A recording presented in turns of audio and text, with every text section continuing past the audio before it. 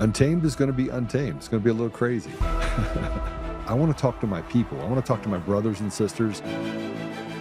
We can have grace and humility in how we interact with other people.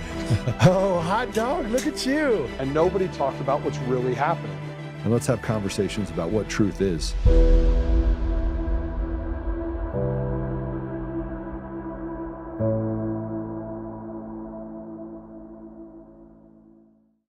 In September 2020, FEC United founder Joe Oltmann had infiltrated Antifa to uncover journalists who were active members of the Antifa group attacking his company in Colorado. Joe, you infiltrated an Antifa conference call this past September and accidentally came upon a top Dominion voting systems executive named Eric Coomer.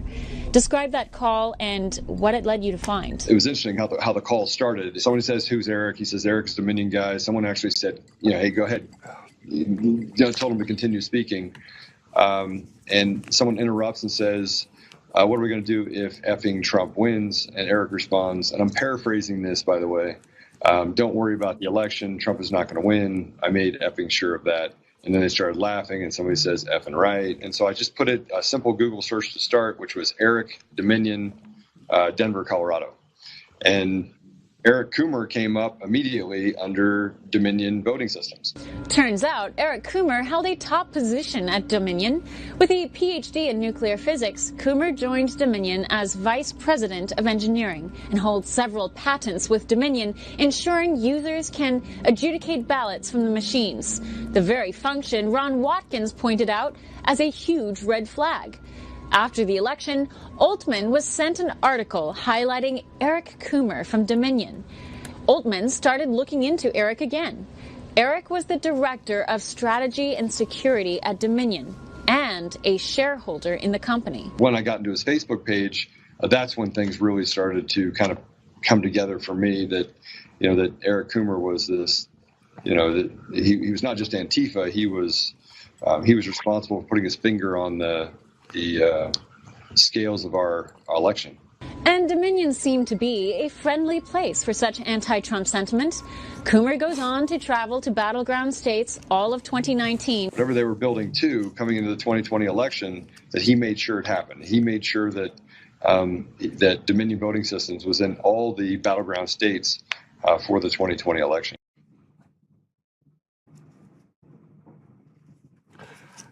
Coincidentally enough, I'm wearing the same blue type of shirt that I was wearing in that.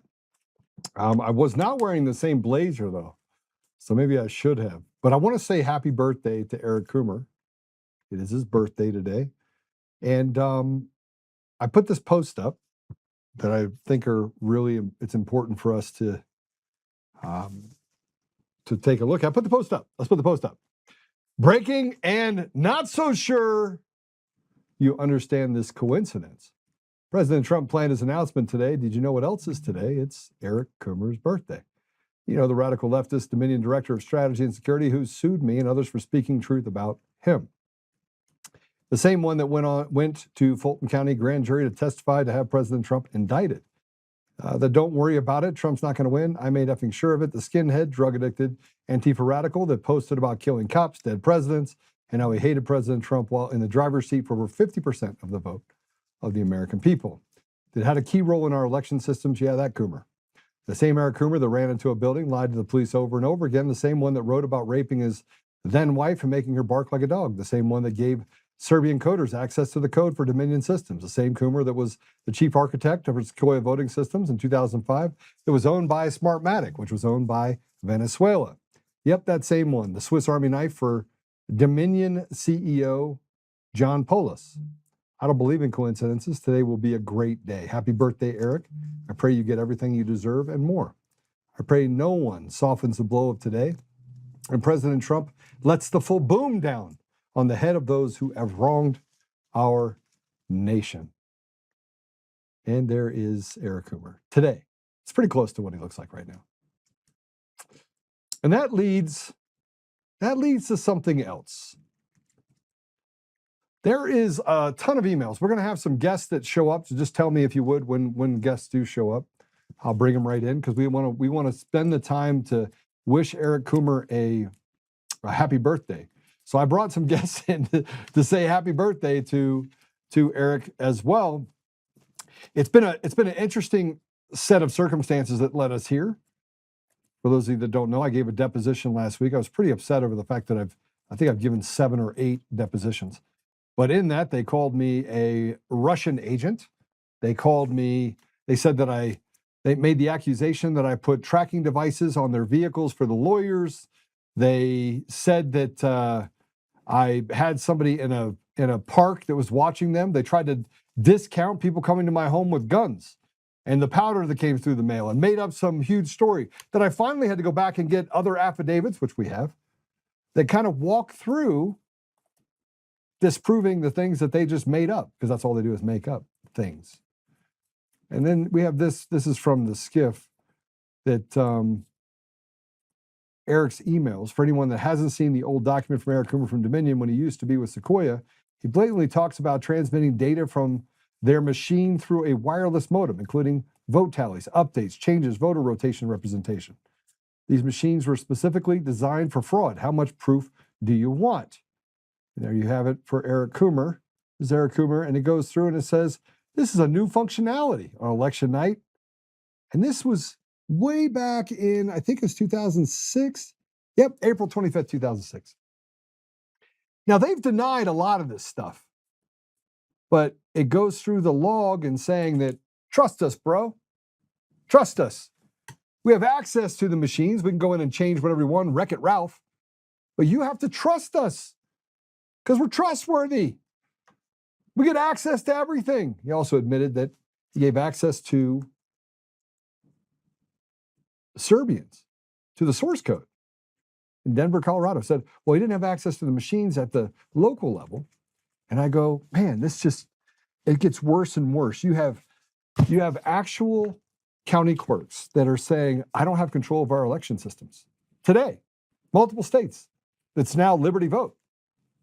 And again, of course, Liberty Votes is just passing it from one cartel ownership to another.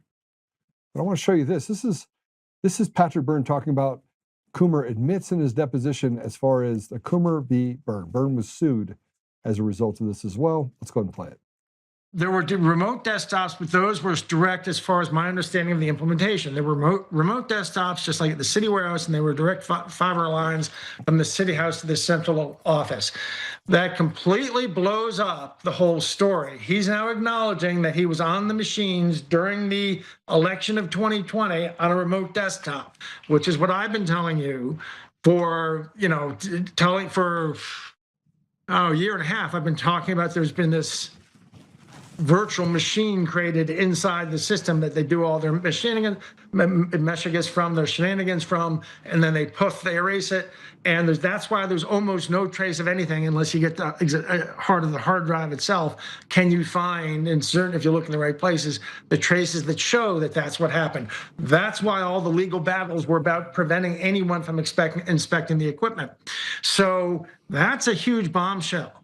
The significance of that is, on 2022 and elsewhere in this, he talks about Serbia. He's talking about the folks in Serbia accessing the code. He's accessing the Dominion systems. Oh, but he says they just get the code repository. Well, I'm telling you, that's a flat lie. They get access to the whole system, including the remote desktops on the machines in the counties where you're voting. This blows a hole in the waterline of what you've been hearing for 5 years and 3 months. That these things aren't connected, they can't be connected. Even Dominion couldn't interfere in the election. They don't have any connectivity. It's all a lie. They have connectivity. They're on the machines once you're inside the system, whether it be in the city warehouse or anywhere within the network, you're within the network. So it's all been a lie. When faced in a deposition with his own emails and stuff, he sat there and he acknowledged, yes, I had VPN access to these machines. He goes on to describe the second VPN network, the secret one, which we knew about, that there was a secret one.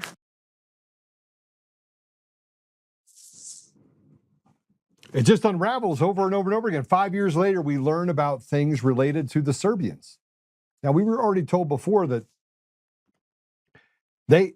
they basically built the code. He said he never actually wrote an ounce of code. He wasn't responsible for it. He contradicted himself in so many different ways.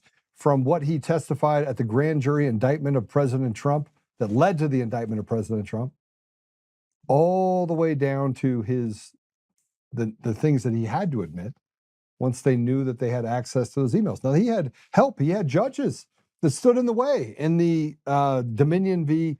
Patrick Byrne case. All of that information was sealed. So it can't be used. Now we have evidence that shows that Eric Coomer is involved in it, that he was on that call, that he actively participated and bragged about it. And nothing's changed other than the fact that now Eric Coomer doesn't live in the United States. His lawyers have been caught lying more times than it's easier for them to breathe than it is for them to, or easier for them to lie than it is for them to breathe. And let's not forget. Let's talk about the prime time. Let's talk about what's happening tonight. President Trump plans to announce his prime time address, bombshell evidence that China interfered in the 2020 election to help Joe Biden win. I don't think that's right, actually. And discloses that there are over 100,000 non-citizens, including illegal aliens, on the voter rolls. Here's the problem. We got to the bottom of it with the Mesa County reports. Those are machines. The stealing of elections is quite evident all over the place. Now, let's not forget that today is Eric Coomer's birthday. President Trump could have done this every single day of the week, but he chose today. Why? And I don't want you to forget this. This is a clip from the former Director of National Intelligence, Tulsi Gabbard, talking about foreign interference. Now, could there be foreign interference? Yes. But was it facilitated by people who are domestic terrorists in our country? Yes, it was. Let's go ahead and play it. And lastly, sir, as you know, declassification and rooting out weaponization and politicization of the intelligence community is a huge priority. You know more than anyone else the very dangerous and negative consequences of that. I've got a long list of things that we're investigating. We have the best of the best going after this. Election integrity being one of them. We have evidence of how these electronic voting systems have been vulnerable to hackers for a very long time and vulnerable to exploitation to manipulate the results of the votes being cast, which further drives forward your mandate to bring about paper ballots across the country so that voters can have faith in the integrity of our elections. All right. So I just want to, on the heels of that, we talked a little bit about what Patrick Byrne stated. We are joined by Patrick Byrne to wish Eric Coomer a happy birthday. Patrick, welcome to the show. Hello, Joe. Hello, Eric. Hello, Eric. Happy birthday. You know, it was a coincidence. I mean, it's quite the coincidence. Is it not quite the coincidence? I'm sure it's a coincidence, but these things happen. I'm trying to get myself centered. It must be. There you go. These things happen. It's kind of funny. You and I were last together with Eric Coomer in a room, right? We were. Have you told your people about that strange day, about the fist fight the guy tried to pick? Yeah, he tried to pick a fight with Peter Ticktin. We talked about it. I think I had you on here, and you described it as, by the way, I've seen Patrick is one tough dude because he wasn't having it. He's like, oh, you want to pick on him? Well, pick on me. You know what was funny about that, though? So I don't know if you remember the actual chain of events for about 30 seconds. You were out in the lobby. I was. You were over, if I remember correctly, you overheard them talking, and you sent a text to us saying you just overheard them say this deposition cannot go forward. Under no circumstances can it go forward. And I got that text and I read it and I thought, that seems odd. And then a few seconds later, I see Peter Ticktin come in, and Peter's 80th birthday a couple days later. And this other fellow, you're a pretty stout guy. And the guy, I think his name's Kane. Charlie Kane, his attorney. Charlie Kane, he's a tough guy like you. He came in, and this would happen right next to me, and he got up and he pinned Peter against this table. So Peter's legs were against the table. He was bent over.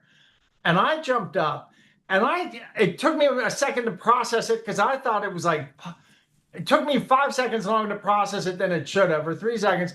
I jumped up and I stepped in, and I even then first just tried to, and and usually when you do this between two guys, they separate. That guy Payne, he wouldn't budge. And I had to give him, I'd say like a 30%. I used to be a pulling guard, offensive lineman. And I took a step back and I gave him about a 30% of what a full dose would have been, but to knock him off Peter. And, this all went before, they're making a big deal of it. My understanding is the judge in Tampa recently said, well, I saw the videos because after I knocked him off Peter, he kept still lingering around. So I sort of did the bar room, I just got between him and elbow. I was there. I was like, Patrick. You kept saying he's trying to, don't hit him. He's trying to get the deposition canceled. Don't hit him. But so I was like, horse between two bales of hay, trying to figure out what to do. But then I did kind of shove the guy and keep him back. That part ended up on film. The judge recently, there was a hearing or something, because they're trying to make a big stink about this. I did hear that the judge, correct me, but the judge ruled, like, I don't like the way Byrne acted in that video, but forget about Byrne. If you guys want to keep pursuing this, you gotta, they're taking it somewhere. Did you know that that other Charlie, is it Kane or Payne? Kane, Charlie Kane. They're trying to make it like an assault between him and Peter. They're trying to. Are you aware of that? But we slowed down the video and saw where Charlie Kane in the video in the lobby assaulted. Charlie Kane assaulted Peter. So you were able to slow it down. You can see where Charlie Kane actually pushes him. So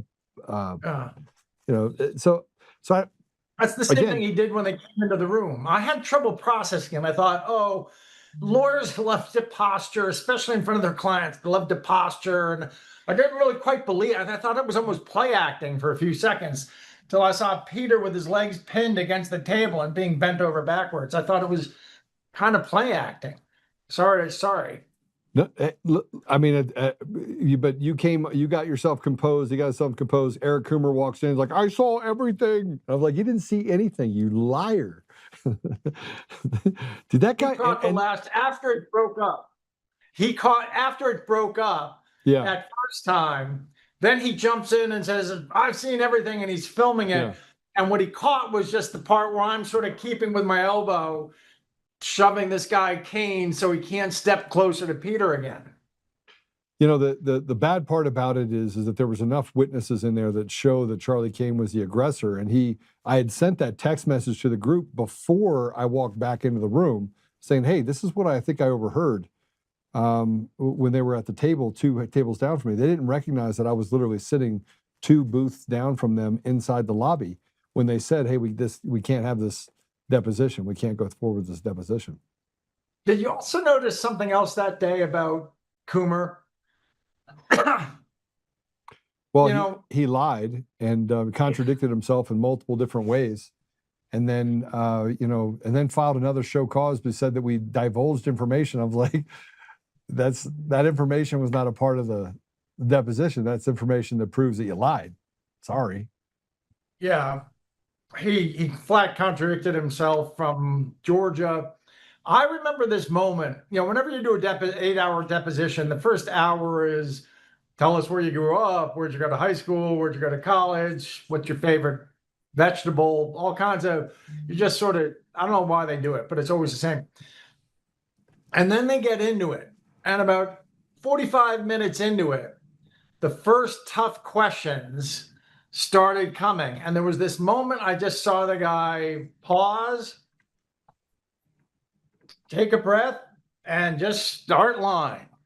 And just started lying, and he just lied the rest of the day. And what's funny is I also remember how he, do you remember there was a point in the day, I was at least trying to be civil and nice and make conversation. And normally, I mean, who wants to sit there all day being an asshole to each other? Right. So you can at least, when the camera's off, you can at least like be, you were, and I said, I heard you're a climber. And I was trying to be positive, and he's a good climber. He's a fantastic climber. I think he said he climbed 514s, which is about as good as you get. Not 514D, but anyway, very, very, almost the toughest things that can be climbed. And I was just trying to be nice, and everything I said, he thought I was like trying to Mocking find him. some way to jab him. You thought you were mocking him. Hey, Stephanie's here. Do you want her to join us as well, or do you want to have her come in after your? You want to No, have her party? join. I think Have we her have a join. party. Let's bring Stephanie in too. Stephanie. Hey guys. Hi, how are you? Oh, we get to see your picture. That's it. We don't get. Look, I had no notice. I'm working, Joe, and I joined, and I don't even know what you two are talking about. It can't be good. And so I'm not sure why you're inviting me on, but it's good to see you guys. It's good to see you. We were just going to wish. Good to see you. We're going to wish Eric Coomer a happy That's birthday. the Today's his publicity birthday. Oh, I didn't realize that. Oh gosh. Okay. So do you think he's in the US celebrating? Do you think, did he come to see the president's speech live? I think maybe he did. You think maybe he came, Patrick, to see the president live tonight? Maybe go see the president's speech? I doubt he'll be in the Oval Office. He indicated to us he lives overseas. And it looked to me like he was trying to get out of the country as quickly as he can, but he still has to do a bunch of depositions and appearances. He made some kind of motion to a judge saying, I don't want to do any more depositions, but it's like, because it's the same questions, but it's like he sued all these different people. Each one of them gets to depose him. Doesn't he have a deposition coming up, Stephanie? He had one and he has one more, I believe. I'll have to look at that. But Patrick, were you guys talking about, you're saying, fleeing. Were you on here talking about your findings here with Federico Arnao and moving and what happened with that November timeframe? No, that's let's talk about that. Now we're talking about more about the fisticuffs between me and Charlie Payne. Charlie Kane. Well, I'm not going to go into that, but all I can say is I know Peter's frail, which he'll never admit, right? He's a frail 80-year-old man, over 80. And I know that you were absolutely protective and just very upset with what happened. But let's not go into that. The address issue, Coomer has disputed over and over again on public record, allowing anyone to learn where he's currently residing, and it's clear it's not in the U.S. But there's been talk where it's just gaslighting, where people say, "Oh, the Venezuelans had nothing to do with the U.S. elections," right? Well, some of the original Smartmatic employees and contractors that are from Venezuela were living in Venezuela when they were modifying for Sequoia. Smartmatic was the parent of Sequoia until 2009 when Dominion acquired Sequoia and essentially Smartmatic. Those individuals brag publicly on their resumes what they did and when. And Federico Arnao is one of the filers of the pizza corporate documents and worked for Smartmatic, and then was working for Sequoia. And he, on his own resume, says that he was working for 1 year and 2 months on the transition team for Dominion when Dominion took over. So these Venezuelans moved over to Dominion, implemented the same organization to a large extent, along with the tech.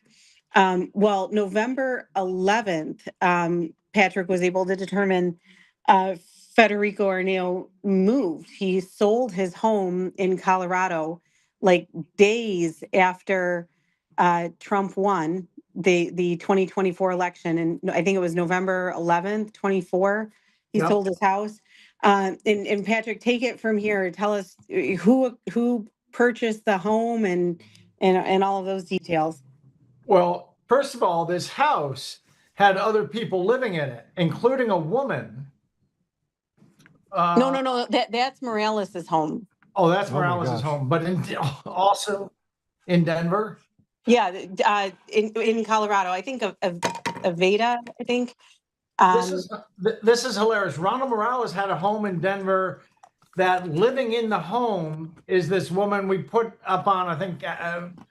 Anyway, a woman who's a Venezuelan, comes out of PDVSA, comes out of Smartmatic, and went on and was working in NIST, the National Institute for Science and Technology, Standards and Technology, which is NIST. which works with the EAC to set the standards for the election equipment.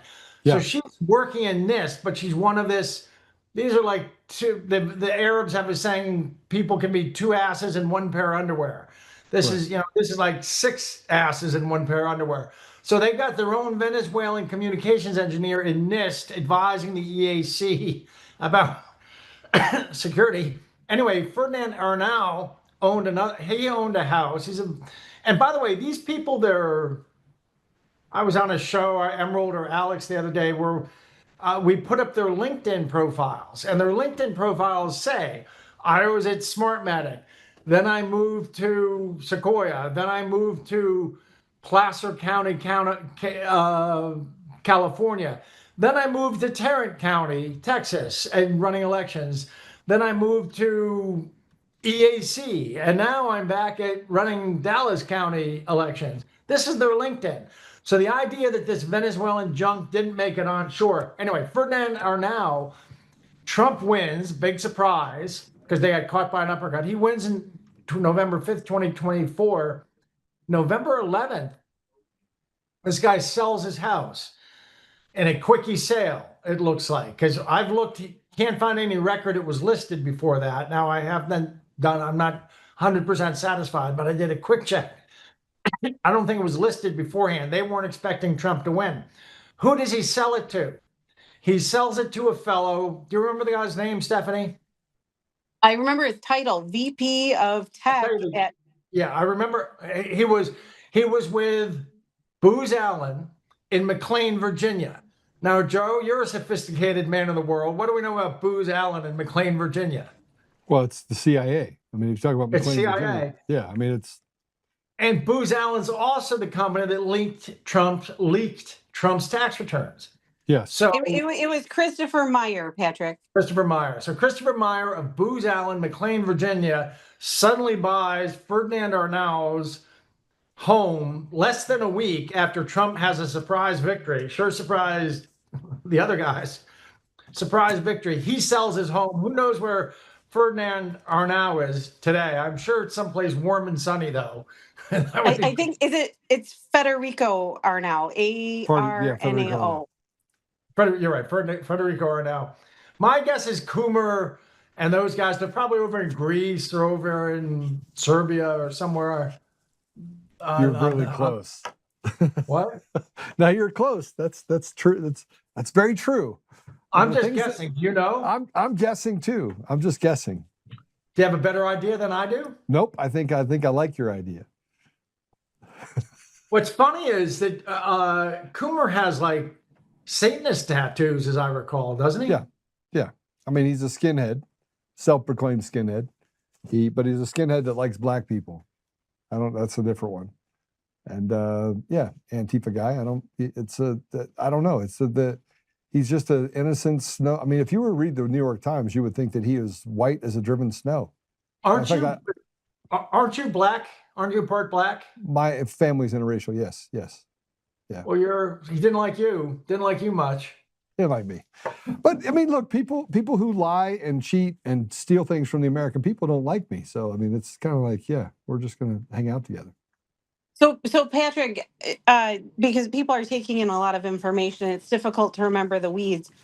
Can you explain Beatsa's connection to Smartmatic? Yes. And Joe, this is something you should go do a show about. Okay, I'll do it. Microsoft, Apple, all these companies, they have a system that Microsoft doesn't actually own its software. In the very early days, they created another company.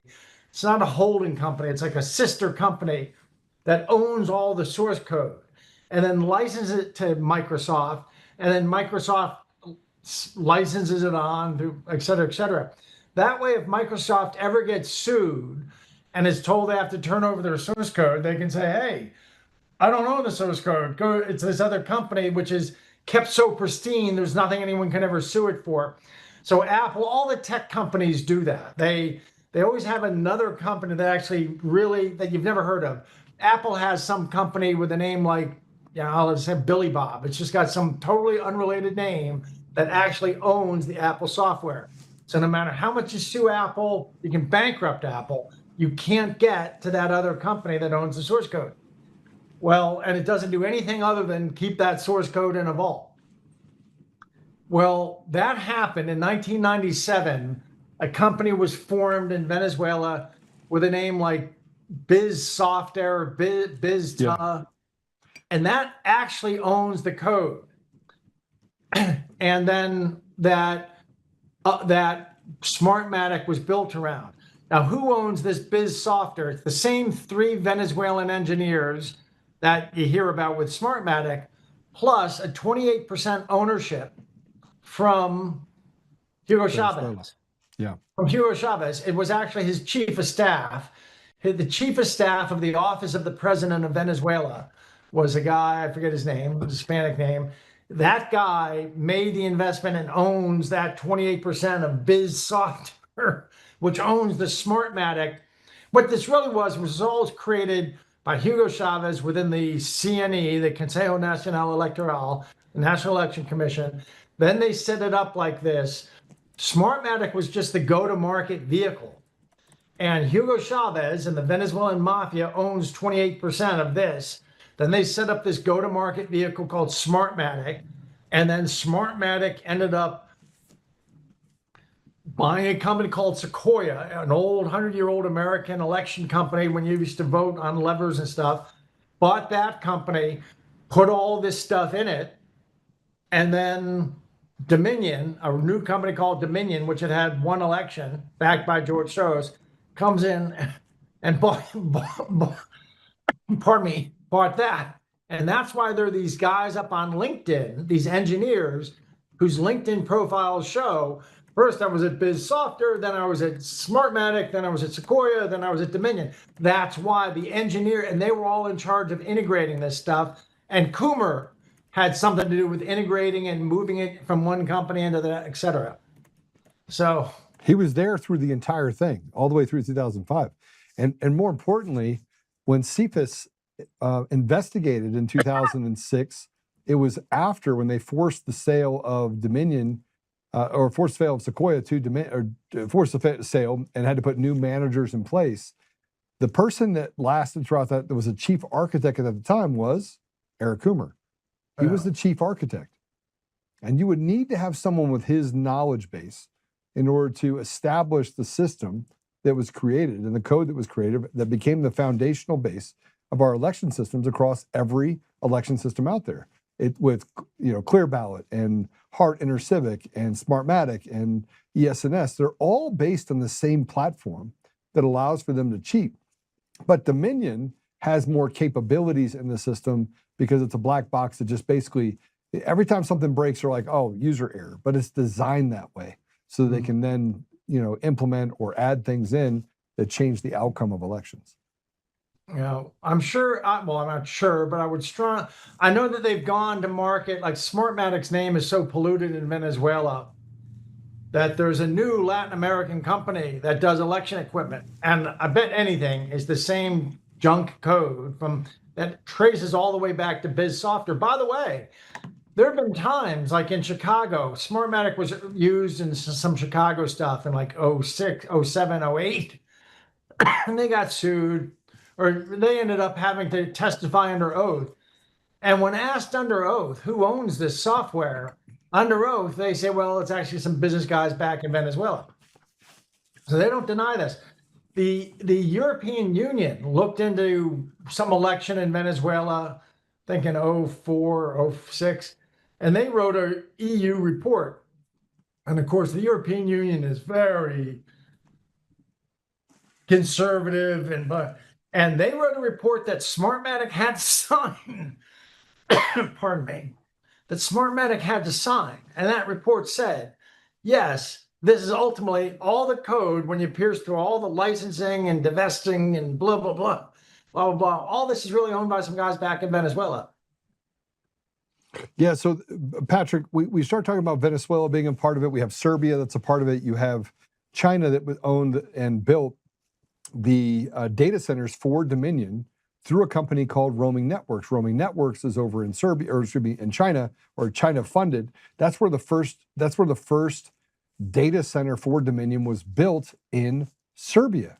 Now that company was actually financed by Huawei. It's one of their partners, which is obviously one of the largest technology companies, banking institutions in China.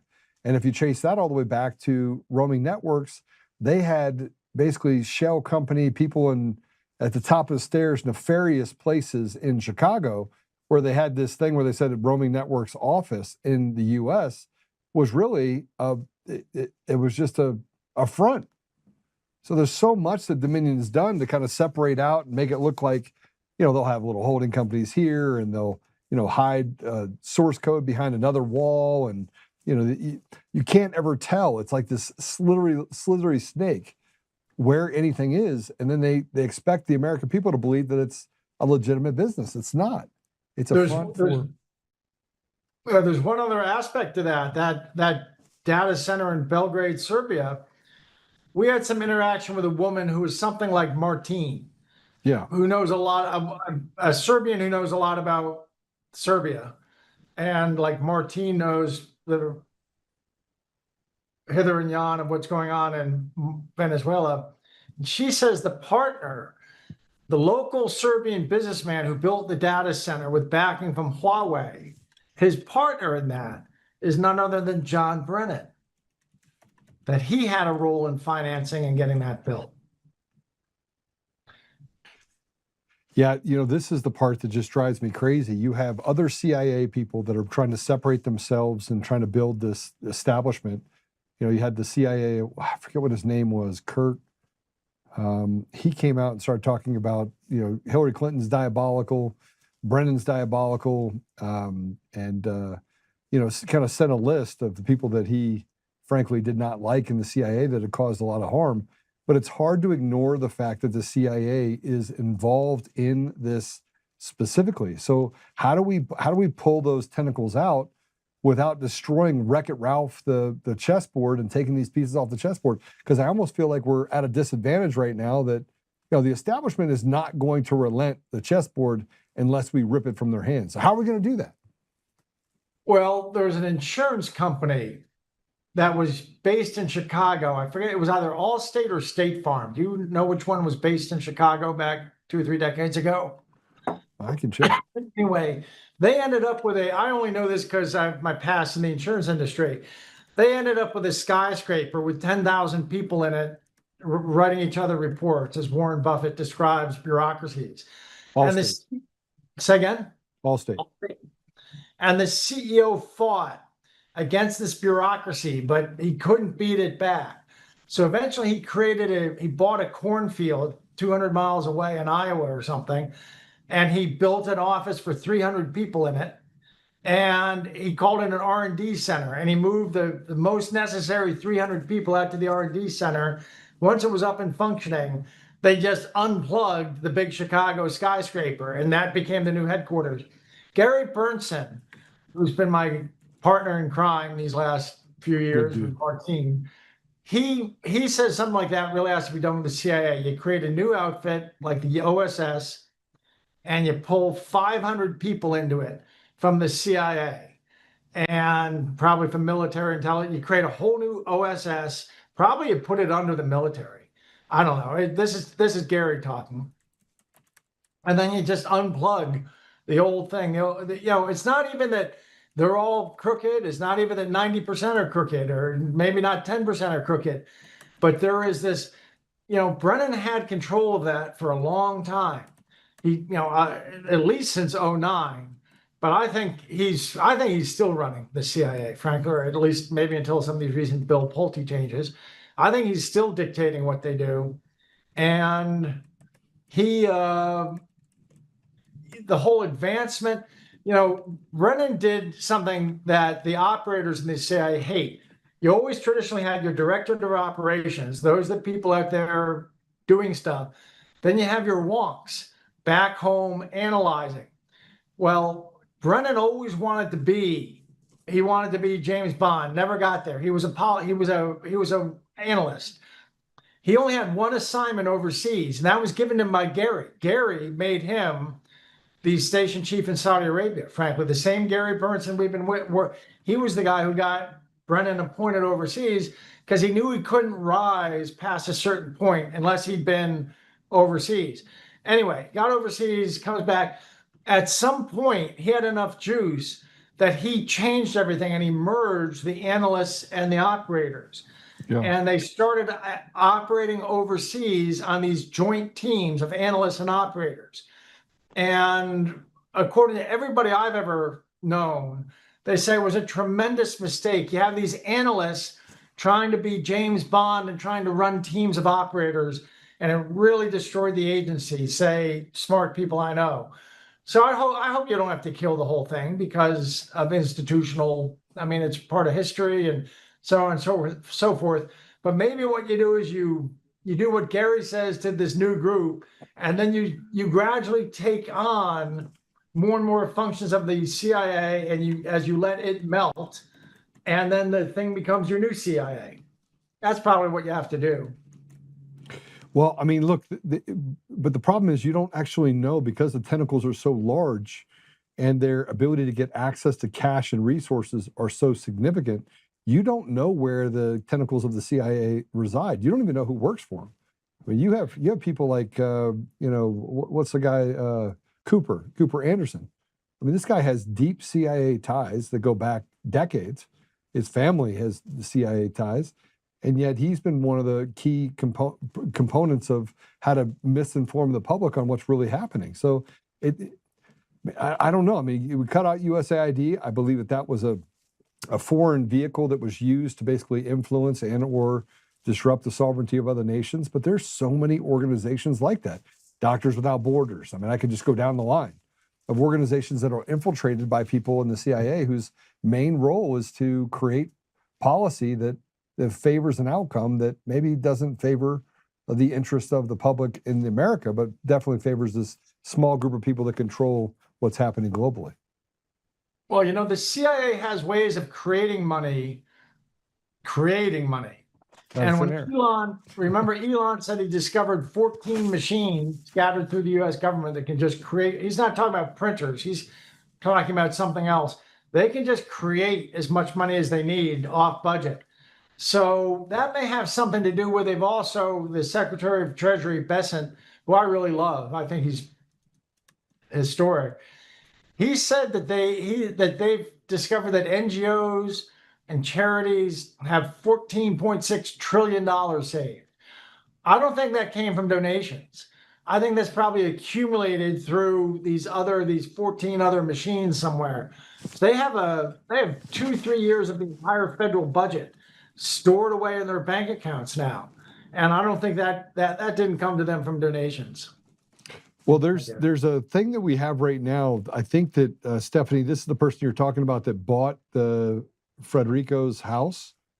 Is it Veruska? Who are you talking about? The girl who lived there. Yeah, that lived in. Can you show me? Veruska. Yeah, it was Veruska. You're on it, Joe. That's correct. Malav, can you put that up, please? I think this is the person that ended up living there with Federico. She's from Venezuela. Yeah, and she no. Patrick, that's the one that you located that is living with Morales. Yes, Morales. Yes, this is Morales. Oh, Morales both in Denver. out of PDVSA. What's that? Both from PDVSA Oil. Yeah, the oil company is really where these people started. Then they got moved into Smartmatic back 27 years ago. Put it up, please. All right, so here you go. This is Veruska Malav. She got the Reviewer of the Month award from Communications Engineering. From whom? From whom did she get the award? I think US Gov.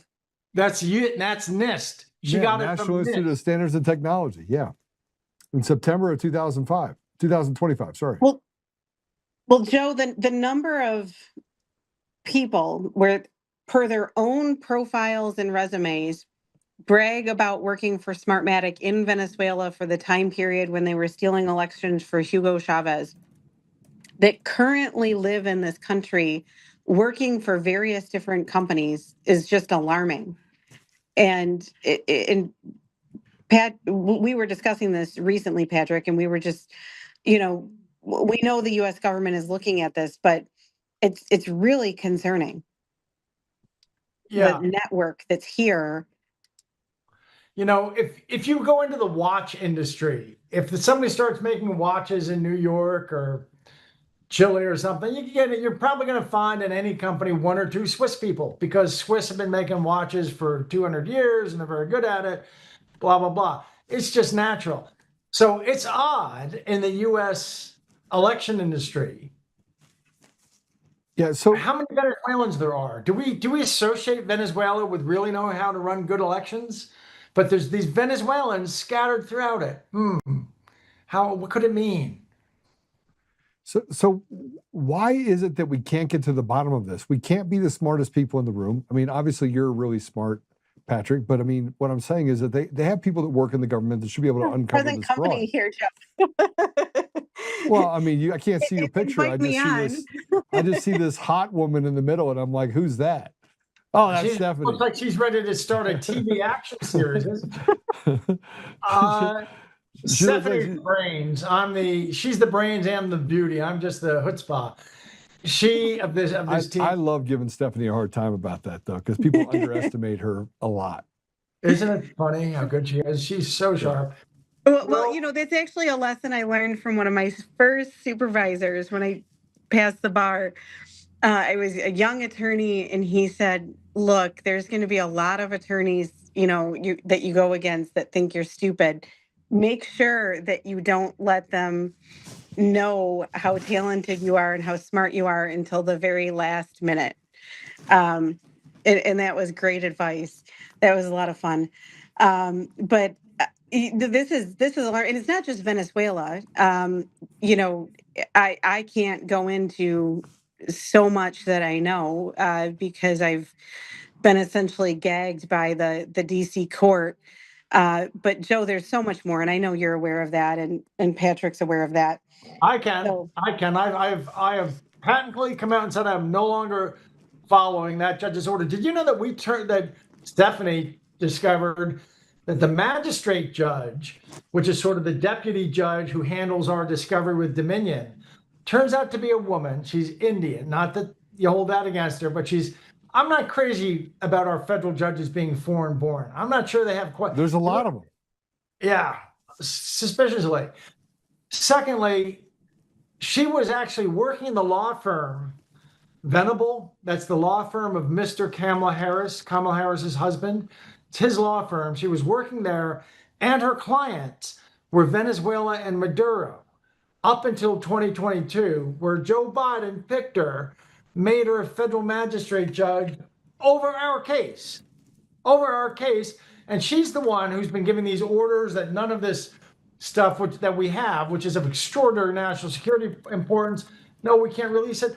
That's the judge who had Stephanie arrested, put in leg irons, kept for a weekend in the DC jail, and tried to get her on a bus, one of these prison buses that goes to like Oklahoma and Las Vegas. Would have been like 3 weeks before she got back to Detroit. That's the same judge. She was actually Maduro and Venezuela's attorney from 2019 to 2022. That's how corrupt. And so that's overseen by this guy. Unbelievable. Yeah. And she reports to Judge Nichols. Now, Judge Nichols is a deep state. Judge Nichols was the guy at the DOJ who poured holy water on the whole system, where the NSA had secret rooms in AT&T and Verizon and everybody else, and was siphoning our data. He's the guy who wrote the policies that poured holy water on that. And the whole thing reports to this Judge Boaz, who's an absolute communist. Boaz, he's shown up in all of this lawfare against Trump. So I think that I keep telling Stephanie when she has a spare moment, we have to write, meaning she has to write, something that says this whole thing has to be moved out of DC. And there's 19 the DC District Court has 19 judges. Every single one of them was involved in sentencing a J6 heroes, and every single one of them took every opportunity to scold them. And this has been such an assault on the American Republic. And who do you think you are? And you should go to jail for 20 years because you walked onto the grass of the White House, of the Congress, blah, blah, blah. They are all going to look like, as all this gets exposed, they look like the biggest schmucks in American judicial history. And they know that. So each of them has a very strong personal incentive to say, to keep all this covered up. So we can't even move this away from Judge Nichols. We have to get this out of DC. And I think there's plenty of precedent for that. There's not a judge in the DC district system who isn't going to look like a schmuck as all this rise, because they all took part to one degree or another in this very hostile, each of them, look how they sentence these people. They sentence them with all this vitriol. Well, it turns out, because we're right, the J6 people were heroes, and all of those judges are having their whole personal reputation for history is destroyed. So they need to keep this covered up. They need to keep this stifled. That's why, even though we've been sitting on this stuff of extraordinary national security importance for years, because they told us we had to, eventually not Stephanie, I chose to violate their orders because it's national security. And I'll answer for it to Judge Nichols. But actually, I think we should move to get this to some fair jurisdiction. Well, I mean, how do you square the peg or square the hole of all the information that's in this deal, in your case that they sealed? So they sealed off information from public view that was released as a part of the evidence for our Dominion voting systems. And then they said, well, nobody else can see it. We're trying to get access to it.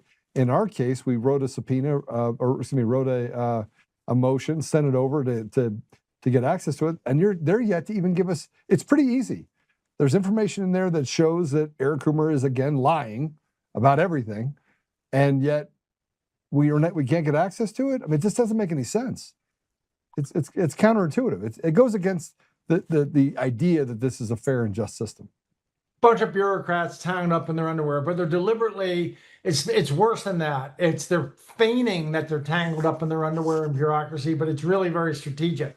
Stephanie, what don't you, by the way, I lost half a lung 4 weeks ago tomorrow. So I'm sorry, I'm hacking a bit. Did they take your lungs? Did they take your lung? One lobe, the lower lobe of my left lung, but I've got one more on that side and 3 on this side. So I'm good. I got spares. Stephanie, why don't you? You're such a warrior. It's unbelievable. I literally coughed up a lung. Stephanie, you take Joe's question. Why can't we just get this to Joe? The evidence, I've asked the DC court permission to be able to give the documents that I gave to law enforcement to Joe, and it's just difficult. The court has ruled that the magistrate that represented Maduro, the Venezuelan government, Staple Street was co-founded by Stephen Owens and Hutan, and I'm going to butcher this last name, Yagahu something. Hutan the Persian. So anyway, Hutan and Stephen Owens co-founded Staple Street, but the judge's firm represented both the Carlyle Group and Cerberus Capital, where Stephen Owens and Hutan were, I think, the managing directors. And then there's the Doug Emhoff. This case involves the 2020 election. He was the second gentleman of the United States, Kamala Harris's husband, while this case has been pending, where the very issue in the case is the legitimacy of the 2020 election. So there's a number of hurdles here to address. But I think Patrick was doing a great job where I can't talk about the documents. Patrick's not supposed to talk about the documents, but all I can say is that I gave them to law enforcement for a reason. And I said in court, they contain the most significant crimes ever committed in U.S. history. Let me talk about one. Let me talk about one document. I better drop. I better drop. I was working and Joe asked me to hop on here. I didn't realize, what was going on here today, but I need to drop. She's running from us, Patrick. She's running from us. I'm not going to get accused of doing anything improper here. So And for the public record, do you want to advise me, and not that I'm going to listen, but do you want to advise me that I should not touch that document? I just did. Okay, side note, let the record show Stephanie advised me not to discuss that document. Stephanie, you sign off, so I'm going to discuss the document. Bye, Stephanie. See you later. All right. Rasmussen put up on Twitter yesterday. So Stephanie turned this stuff over to law enforcement. And the argument is, at my instructions, the argument is like, you can promise anything you want to another party to keep stuff secret. But when they turn over the discovery, if you find a severed head in the box, it doesn't matter what your private contract is with somebody. You have an obvious legal duty, especially Stephanie as a lawyer and so forth, and me with my obligations. So I instructed her to turn all this stuff over to law enforcement when she found stuff that was really damning. And then law enforcement, Dar Leaf, who had an open investigation, has over time put some of these out in the public domain in letters to Congress. Yesterday, he did yesterday Rasmussen drew attention to some of them. And you ought to look those up. It turns out that, so first of all, Dominion didn't even say they had any employees in Serbia. They wanted to pretend they were an American company. Let me tell you, they got nothing in America. They got a facade in America. The center of gravity is in Belgrade, Serbia. And in Belgrade, Serbia, there's the head of development, head of software development. Yeah. And he's writing somebody in China about the pads that are coming through customs in Shanghai. So they're getting these pads that come through customs in Shanghai, and then go on and become the pads on which you vote. In a place like Georgia, you go and you vote, and then it connects to a printer and it spits out a QR code that reflects how you vote. Well, it turns out that that's all Chinese. It comes from China. Not only is the pad made there, but China has opportunity to change the firmware. So I know you know what firmware is. I do. But for the non-tech geeks, everyone knows what the hardware is. There's the software, the programs you run. But between hard and soft, there's firm. And the firmware of a computer is when you turn the computer on, it's the most basic, BIOS, basic input-output system. It's like the very minimalist software that's burned into the system that says, okay, computer. It's permanently embedded. It's permanently embedded. It's permanently embedded. This is your screen. This is your keyboard. This is the connection. Just the very basic stuff. So then it can turn on its hard drive and open up the real operating system. Well, that BIOS, before it gets shipped, China is in there tampering with it. They're in there tampering with that, which means it comes to the United States and you vote on it in any place that you vote on those pads, and then it prints off a QR code. Basically, China is doing the tallying. They are actually in the software that does the tallies, is what that means, of the votes. So this thing, everything is compromised. Everything is compromised. But Patrick, I want to take a more academic approach to what you just said, because I think it's super important. China can influence any election. Serbia can influence any election. It takes domestic actors to execute on those things. That basically, you could have, say that you can have a machine run the machine, but the machine still would know that this is happening, right? So there's still things that Dominion would know, Polis would know, Coomer would know. They knew, and they were complicit in that behavior that came from China. They had roaming networks build their data center over in Serbia. They used people in Serbia that had not passed any background checks. We were a couple decades removed from Kosovo. It's not like we're good friends. There's people that don't like us over there. They would love to destroy the very essence of what we are as a country. And let's not forget that Dominion voting systems did not start in Canada. It started in Serbia, then moved in office to Canada, then adopted John Polis and merged into another company that John Polis had, and then came to the United States and consumed Sequoia. So there's some major things that I think that, again, I look at it from the perspective of we have Maduro's bookkeeper, we've got Maduro in place, we've got all the things that show how money's been moved around. China is involved in the firmware. This is a global conspiracy of treason in order to subvert the vote of the American people. Yeah, I think it goes back. There's some evidence. There was a Serbian, this may trace back all the way in Serbia to 1974, which would tell me it was a Soviet KGB operation or GRU operation. 1974, a very long-term plan to penetrate our election systems. Because once you do, and once you can put a thumb on the scale of elections, somewhere along the line, the ultimate boss shifted to China. And in Xi'an, China, there's a military intelligence institute where they study every nook and cranny of every democracy. There's 3,000 counties in America. I'm sure they have an expert on 3,000 counties.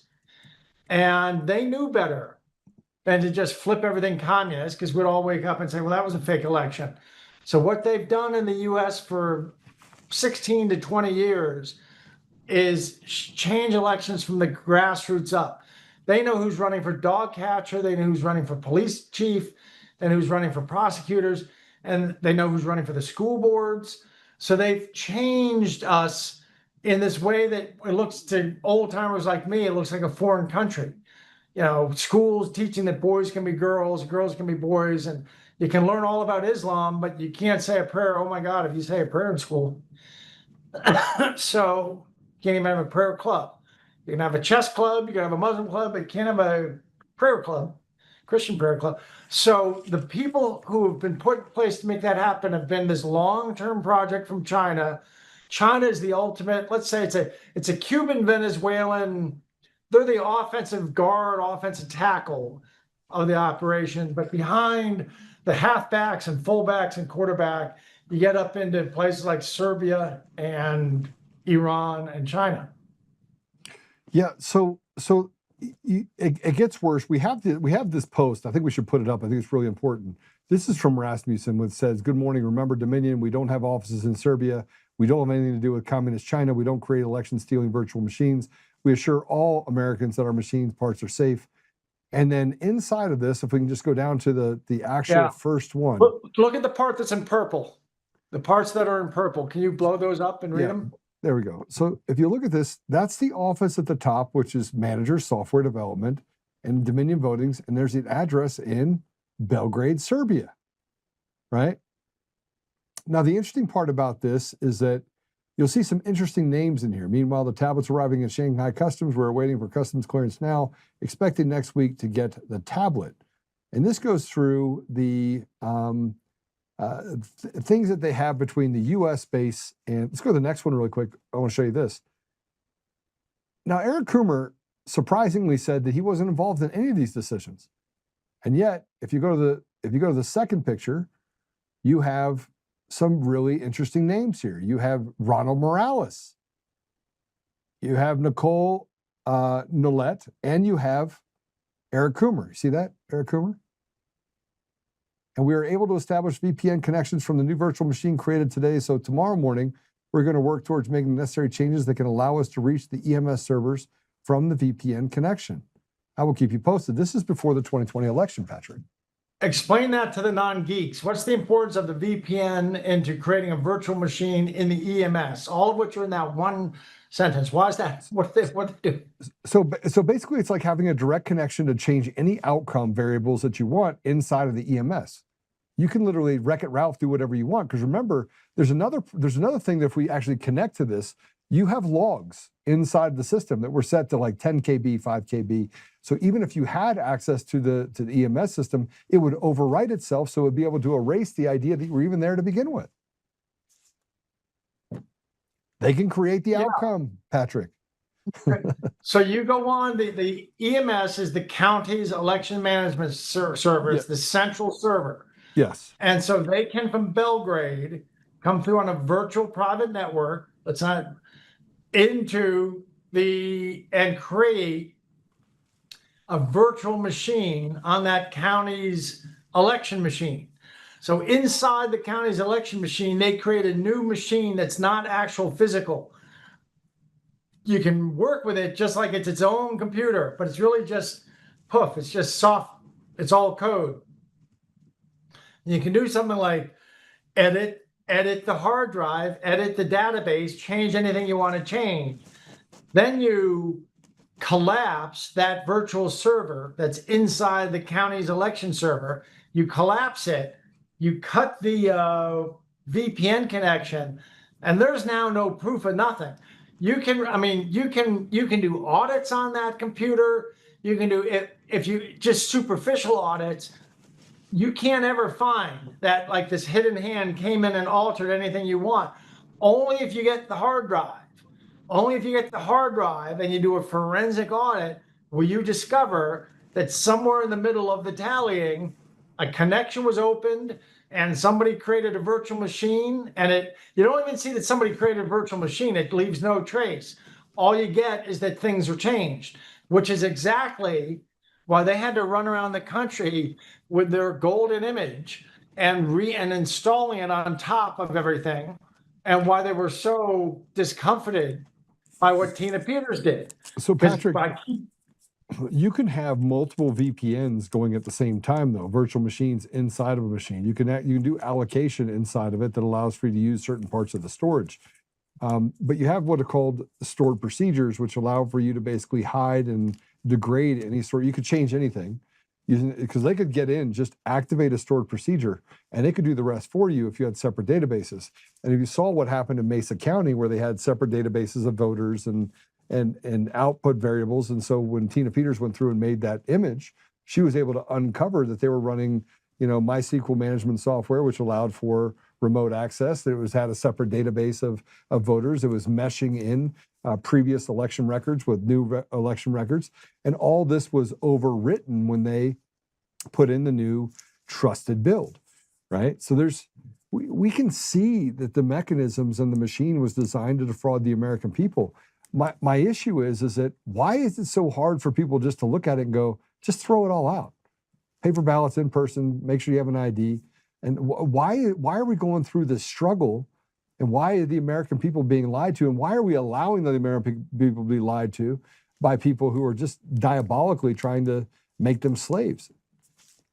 Well, it's like what I learned when I fought Wall Street, that when you find corruption, you think the world works like the Pelican Brief. Julia Roberts figures out what the evil corporation is doing, they're polluting or something. She writes up her term paper, she publishes it, and the DOJ swoops in and the Washington Post swoop in, and everything gets fixed. That's not how the world works. When you have corruption, there's a lot of mouths feeding at the trough, and a lot of people benefiting, spread through the system. And all of that comes out of the woodwork to try to attack you.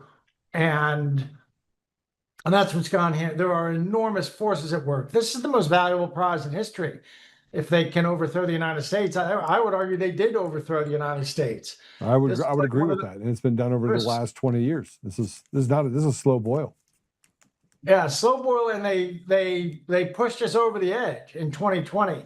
We were never supposed to climb back. It's only because of patriots like you, about a dozen of us that kept it from sliding over the edge. And it's like that. There was some Sylvester Stallone movie where he's a climber. And at some point he's thrown over the cliff. And then you see his hand just hanging on the edge of the cliff, and then he pulls himself back up. That's what happened. We were never supposed to get out of this. And if it wasn't for the work that you had done as an insider, and just basically the conscience of recognizing and having as much experience in this as you've had, I truly, Patrick, you and I have very strong personalities, and we've been fighters in this. But as I go back and I look at the last 6 years, I look at the people that have had the most impact on me continuing to stay in the fight and encouraging me, even if it's from things that I see. And the things that you've given up and the things that you've done, you've lost tens of millions of dollars. Oh, 105 million, my accountant says. I'm pretty much broke. I spent about 105 million on these shenanigans. And by the way, we have people that are have given a substantial amount of money to you. But the one thing that always came to me that that are still in the process, we have one in particular we're trying to get over the finish line that donated $100,000. But the one thing I can say is that you have never asked other people for help. You're like me in that with more zeros. But you've never asked for help. You've just literally taken the bull by the horn. You created it. You went after it. You said, here's how we solve the problem. You engineered a solution. And you did all this, and I want people to understand this. You did all this while battling health issues that you've faced over decades. Well, I'll tell you a funny story, and then I'll sign off because I need my voice because I'll be on Alex tonight before Trump speaks. Did I say too much? Did I say too much about that? I mean, I really... No, that's kind of you. That's kind of you. Nobody gets it yet. Only insiders get it yet. Quite what we did, what I did, and such. Very kind of you. I'll tell you a funny story. By about 2022, the end of 22, I'd burned through about $50 million. I had the other 50. I told General Flynn, really, I've had enough. I'm going to go off and, sayonara, you guys take it from here. And Flynn, is basically, as he was walking away, he turned around and he said, Pat, I'm not going to tell you how to spend your money, but I got to ask you, what are you saving it for? And this point, I'm single, never been married, no children, nothing. That you know of. I've got cancer. I've had 100. I recently had, this was my 119th surgery 3 weeks ago when they took out half my lung. I thought about it for a bit and I said, General, I guess I've been, what am I saving for? I'm saving for what every .com CEO works 100-hour weeks for 20 years. You imagine yourself someday, you're going to be on some 300-foot Russian oligarch's trawler off the coast of Greenland or Iceland or the Aleutians or Chile, wherever the snow is good that time of year, helicopter skiing on the best snow in imaginable all day.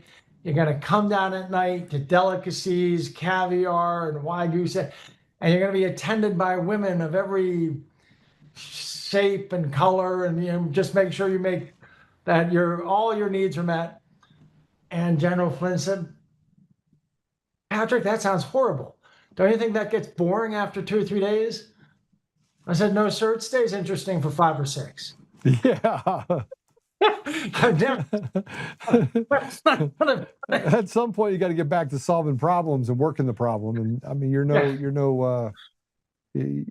you've solved some pretty crazy problems. I mean, with overstock and other things, you were the tip of the spear for a long time. And so I just want to say this. I want to say that I'm grateful for the things that you've done. I think that people don't understand that as history is written in the future about great men that have done great things to contribute, you'll be counted among the top.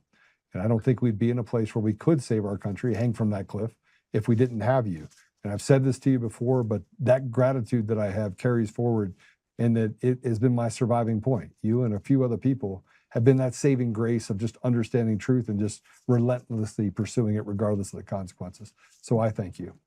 Back at you, Joe. You've been a key part of this all along.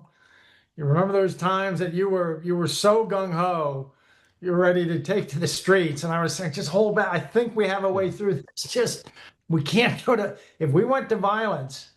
By the way, a senior guy in the FBI who I knew in the background and met with me in 2021, 2022, he said, the only reason you guys are still in the game, he was a patriot, he said, is because you haven't gone violent. The other side had a plan for everything you were going to do, except for one thing, and that was staying peaceful. They never expected you to stay peaceful. That's the only reason you've gotten this far, and that was end of 2022. Yeah, well, I don't particularly like violence, but I've seen enough of it that I recognize that the American people deserve to have peace. We deserve to have opportunity. We deserve to have another 250 years at the helm of a great nation. But I did heed your advice, and As much as I hated the fact that they were hurting people, I've taken a more patient approach and used the but God. And I think, Can you but God, believe we're that here. the damage they did in the 4 years? We were never supposed to get back. I got to sign off, Joe. Thank All you right, very God bless much. you. All right, it's good to have you. I got you. All right, take care. Bye-bye.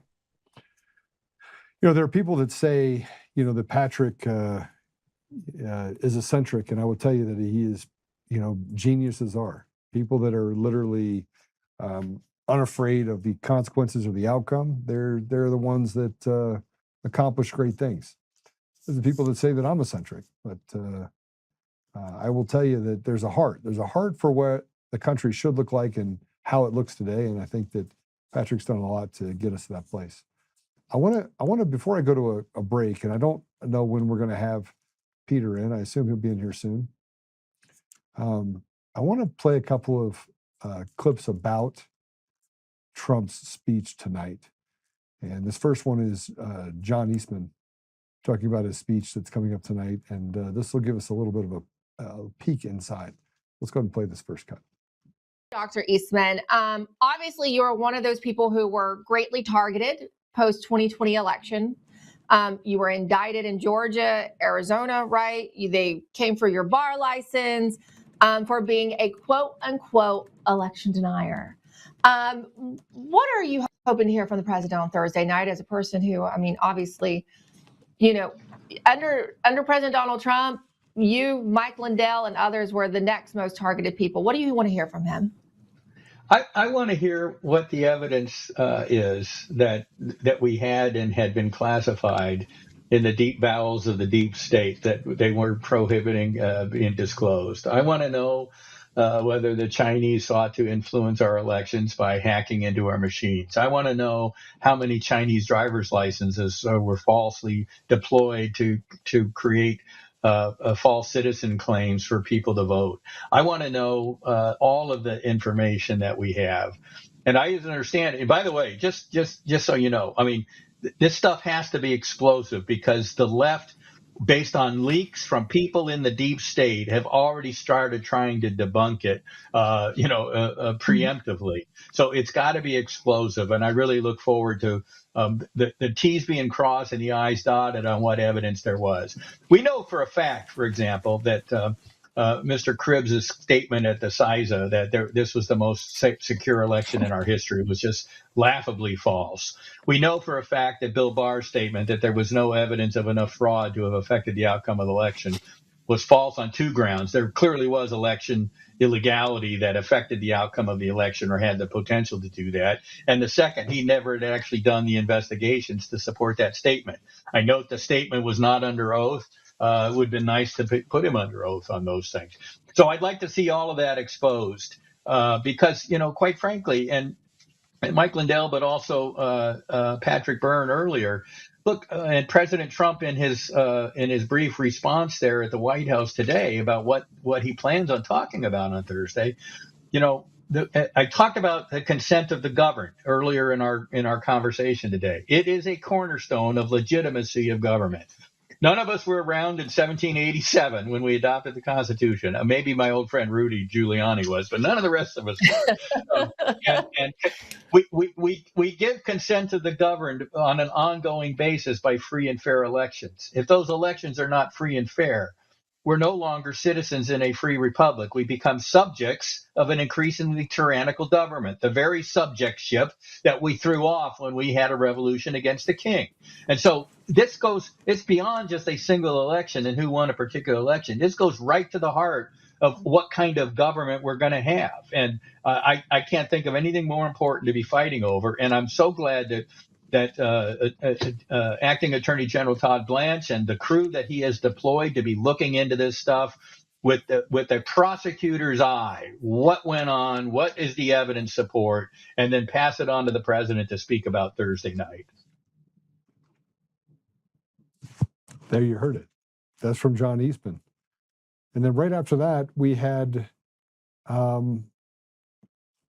this. And so on Eric's birthday, I want to play this. This is Peter talking about On the Absolute Truth. a Denver court ruling. And just so you guys understand what happened, Eric Coomer and his attorneys tried to silence me, get a protection order that stopped me from speaking about them, talking about them. They said that I was talking about them, which I didn't.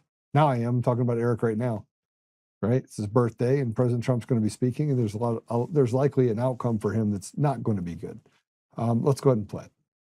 And they went after Joe Oltmann, who I think you've had him on your show. Joe knows more about this election fraud than most of the experts. He's right up to date on so much of it. He's a true patriot. He cares about this country, and he's got his own podcast. And on his podcast, he says the truth. He says these guys, that Eric Coomer should, and his lawyers, these people should be tried for treason.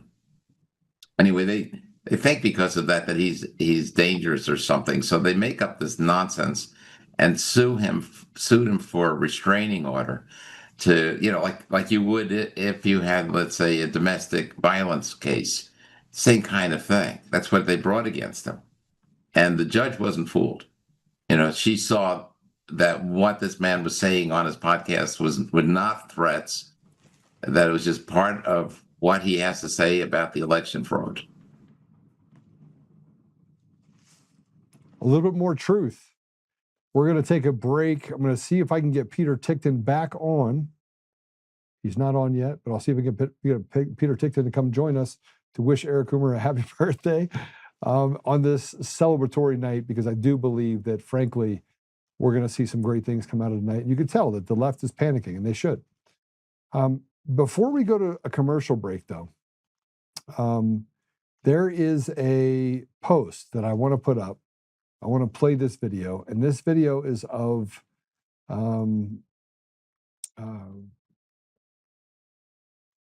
Stephen Miller talking. Do you guys have that ready? You have that ready? Okay, so let's go ahead and play this. It's about 2 minutes long. Then we're going to go to a commercial break. Then I'm going to come back and talk about this memorandum that basically is going to just change completely the outcome of what the radical left is able to do. And frankly, we're going to get to the bottom of this judicial coup, because that's really the crux of it. But this is Stephen Miller talking about the fact that radical left terrorism, which is what it is inside of our country, can no longer stand. Let's go ahead and play it. We'll go to a commercial break. When we come back, hopefully we got a little Peter with us. Here in the United States, we have taken the necessary and essential action of formally recognizing left-wing violence as a form of political terrorism that is a direct threat to our national security and the survival of our Republican form of government. President Trump issued a directive. In our parlance, it's called a National Security Presidential Memorandum, or NSPM, NSPM 7 to be exact, that directs, for the first time in American history, all of our law enforcement and intelligence agencies to work together to disrupt, identify, defund, debank, arrest, and prosecute these political terrorists that are operating in our country. It's very important to understand that left-wing political terrorism seeks as its ultimate end the overthrow of our system and form of government. And we've seen this has taken place many times in many places throughout the years, and Secretary Rubio has provided you many examples. Left-wing terrorism always ends in bloodshed, misery, and suffering. It only can travel in one direction. There's no point at which the left-wing terrorist is satisfied with his gains and ceases progressing. Inevitably, left to run its course, it always becomes a gulag. It always becomes the mass imprisonment of political enemies, the stripping of their rights and freedoms, inflicting immense pain, humiliation, suffering, in order to establish complete and total control. Control through psychological and physical and actual terror. And we have to understand that that is the scope and the extent of the threat that we face.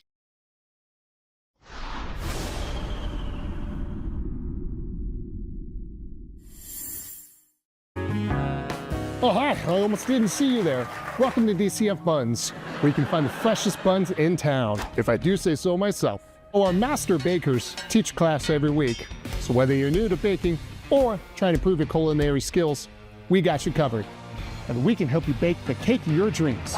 We'll even clean your cake if you want. And if you don't want to bake anything yourself, we have loads of fresh buns available in a variety of shapes and sizes. Check us out at dcfbuns.com to learn more. DCF Buns, we keep the buns hot and the deals hotter. Buns. In every thread, in every stitch, Honor-Bound USA weaves the fabric of the American spirit. It's not just apparel, it's a testament to God, family, and country. At Honor-Bound USA, we're a family of patriots who put our faith, family, and America first. When you visit our website, you'll find a line of products that embody our commitment to pray, stand, speak, and act. As the official site for the Untamed podcast, all of our products proclaim speaking the truth with courage.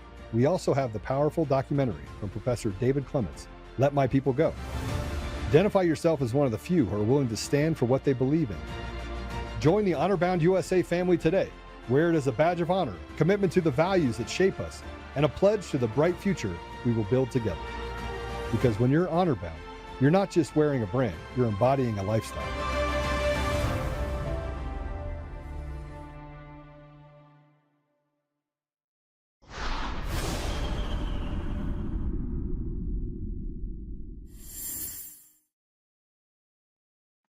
Okay, so we're back on. We'll have in 10 minutes. We will have Peter Ticktin will come join us.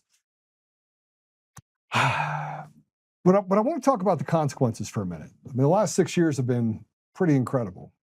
Now, some of it's been good, some of it's been bad. I've learned a lot. I've learned a lot about how each party steals elections inside their own party to get represented. So the representative part of the representation of the party, and that it doesn't hardly matter where you turn. There's a justification of why they can cheat or manipulate the system in order to get an outcome.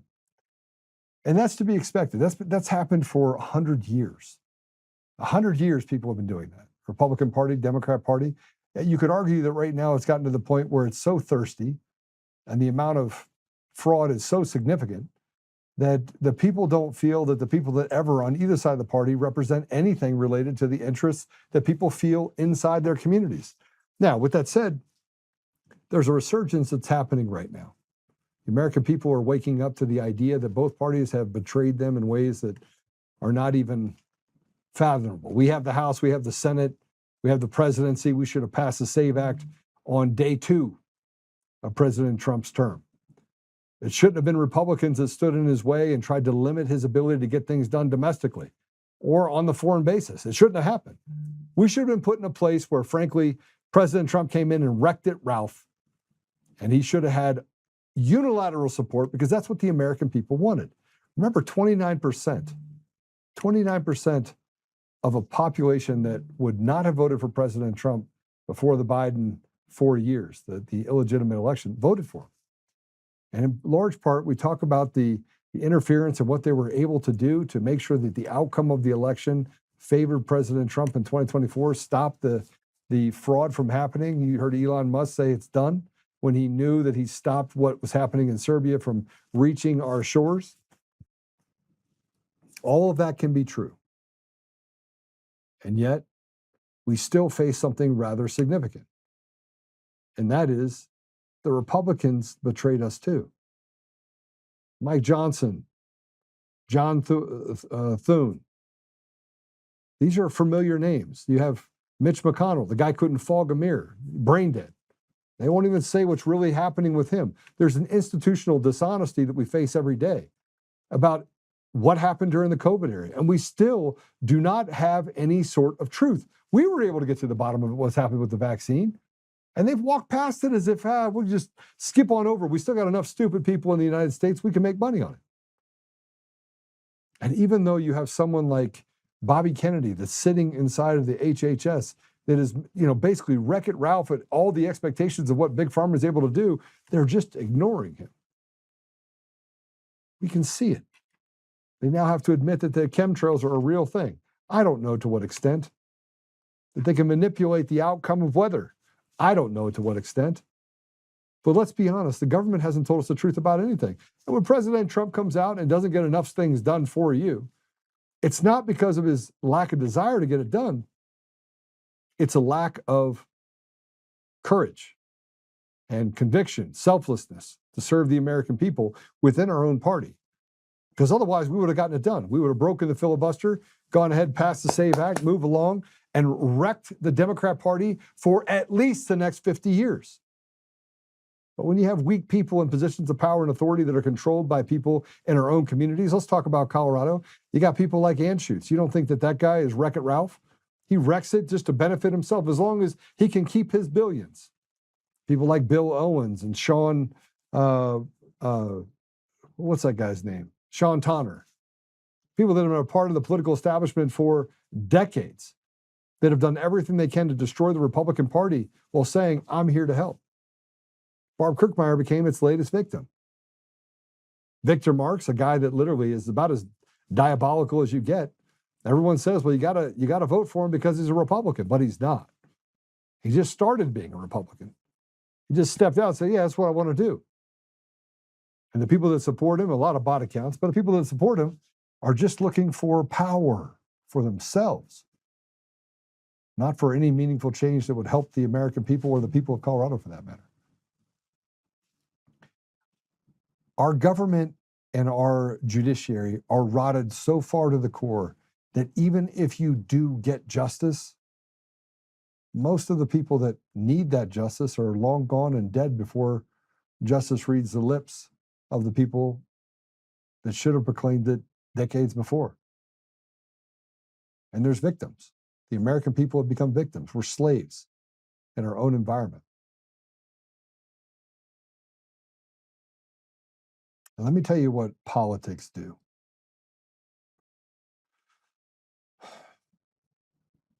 Politics allow for someone like Mamdani to be put in a position of power and authority inside of our country through fraudulent and fake elections. Someone like Spanberger, a CIA agent, to become the governor of Virginia. Or someone like Gavin Newsom to have the ability in his environment to steal elections with impunity, use Smartmatic to steal mayoral races, burn down entire communities that they planned for weeks beforehand. They were having conversations about the impending fires that were coming, picking winners and losers. Now let's talk about what happened in New York City as a result of Mamdani. There's a 174-year-old church that was intentionally burned down by arsonists. And they could have saved it. They could have saved it. But instead, they have a guy, the agencies says, no, we're going to demolish the church. And and the decision was made by a man that was appointed by Mamdani. His name is Ahmed. Figures, right? It figures that we would have radical Islamists blow up 2 buildings in New York City, and then a radical Islamist TikTok video maker named Mamdani be made the mayor. Make it make sense. 174 years old.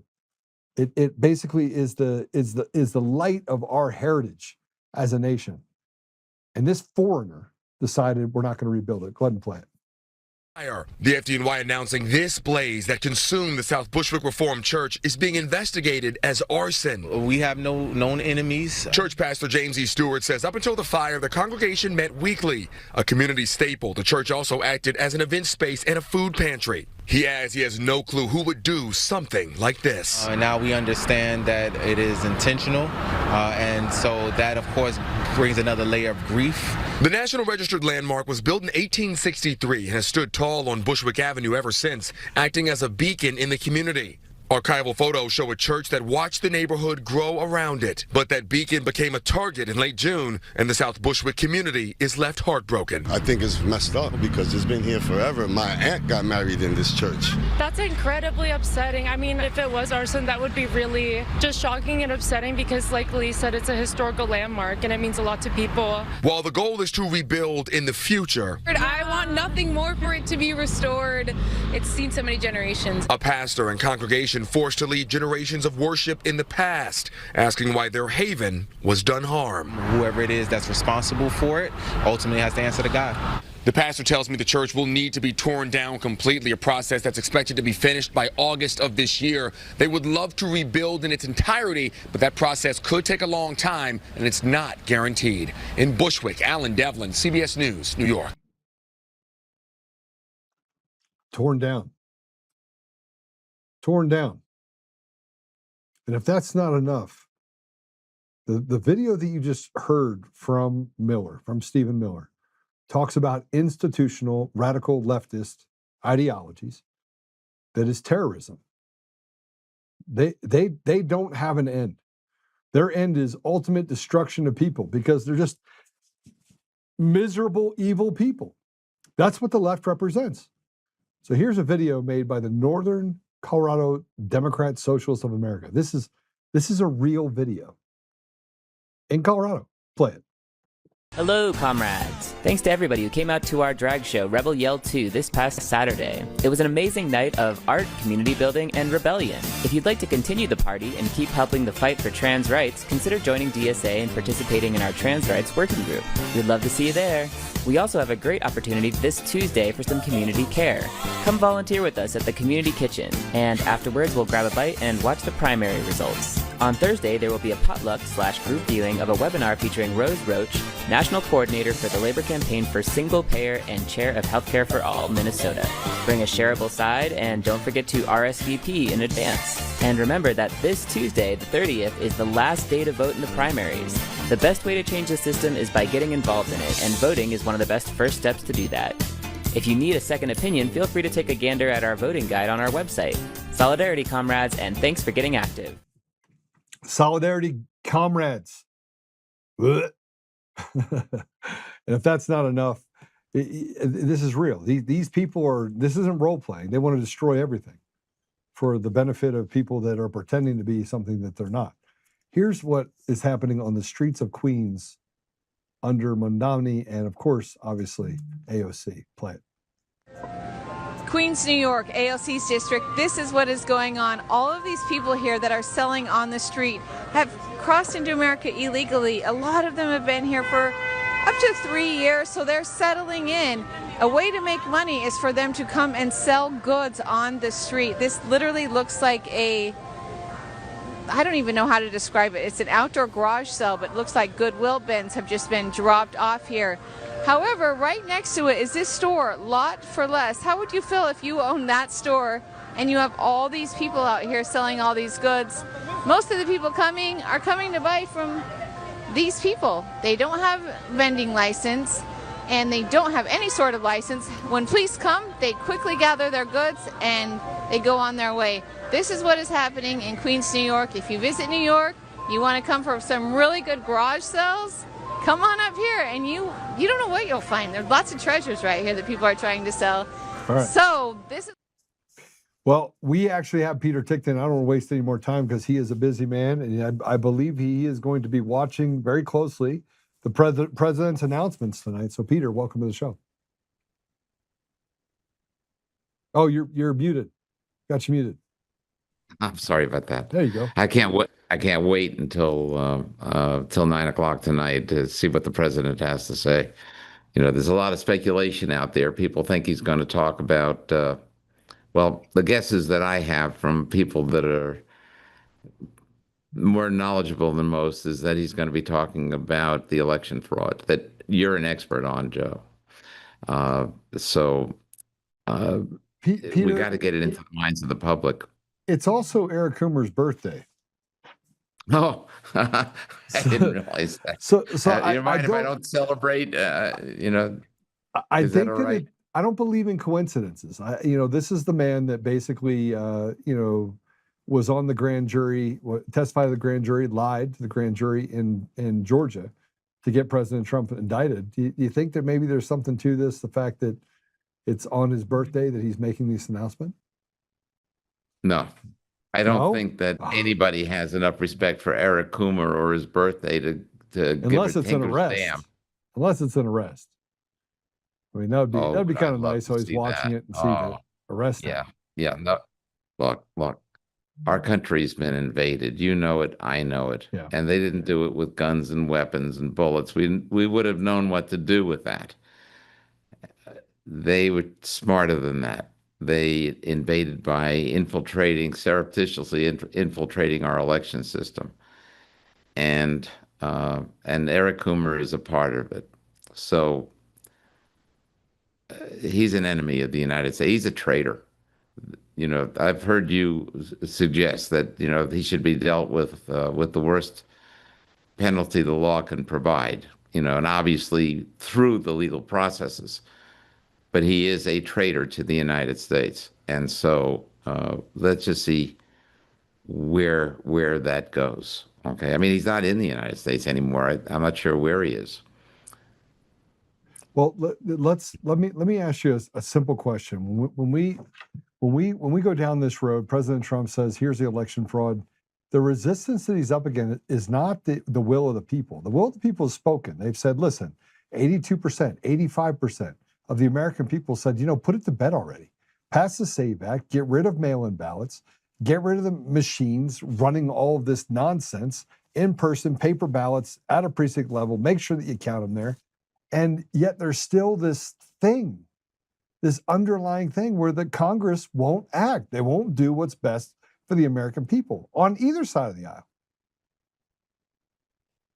Well, I mean, you're really talking about Thune. You're not talking about, you're talking about one man from, where's he from? North Dakota? Yeah. Who, I mean, a wonderful state, but a state with a very small population. So he's in there representing very few people. And this one man is tying up our entire ability to get things done in the Senate. What a fool he is. And, you know, I guess he's a rhino, you know, a Republican in name only. For sure, he's acting against the country. And, you know, I know, well, let me put it to you this way. Donald Trump, when he said, and he said it over and over again, and every single time it gave me goosebumps, but he would say that they're coming after you, and I just happen to be standing in the way. Yes. And every time, you know, and that's the case. He's the guy. And if you're not in favor of Donald Trump, or if you've got 50% of you that's against Donald Trump, or 10% of you that's against Donald Trump, that 10% is in favor of China. Because it's not as though we have two parties anymore, Republicans versus Democrats. Republicans really have been taken over by MAGA, which is absolutely a wonderful thing. But the Democrats have been taken over by China, which is hell on earth. And if you're not in favor of Donald Trump, if you're against Donald Trump, or 10% of you is against him because you don't like the fact that he's in Iran or whatever your reasons are, you're not realizing it, but 10% of you is in favor of the enemy of the United States. Well, how do we reconcile, and this is just me kind of trying to figure it out in my head. How do we reconcile the pressure that is necessary in order to get Congress to act accordingly? I mean, you have Kurt Olson, who runs this election group that's advising President Trump, and he's working towards an end with the DOJ in order to get to a conclusion. But Peter, we know about these election systems. We know how fraudulent they are. We know who's involved in it. Why are indictments so slow? And why are we in this place where we have to question what we can see with our own eyes, given the massive amount of evidence? Well, my understanding is that things are going to be breaking. I think that Todd Blanche is a bit different than he used to be, in that he is pursuing these things, or that's what I've been heard. Obviously, the proof is going to be in the pudding. We need to see it in order to believe it, and I do too.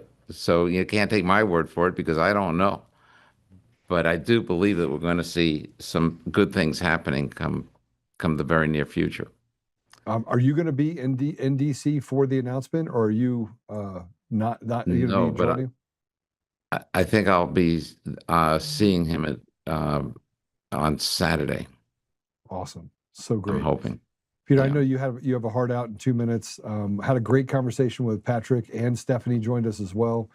I cannot thank you enough for all the work that you've done and continue to do. And we're pressing hard. I do want to tell everyone that there is a way that you can help support the work that Peter is doing.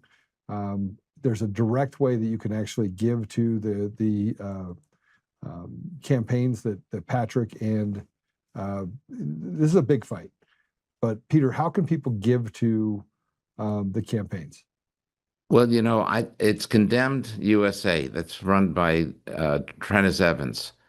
And I don't, you know what, I really have to get more familiar with exactly how to sign on. But if you go to my website, I'll make sure we put something on there for Condemned USA as a way to contribute to what truly is the war. Okay, so I want everybody to know, if you had to ask me, Joe, what do you want for your birthday? What do you want for your birthday? What do you want for what do we want for Eric's birthday? I'm going to tell you what I want for Eric's birthday. I want everybody for Eric Coomer's birthday to donate to Condemned USA. Trennis Evans runs that. It's an organization that's done some pretty great things. This is an organization where you can actually give. You can go there, hit the donate button at the very top. You can do it on a continual basis.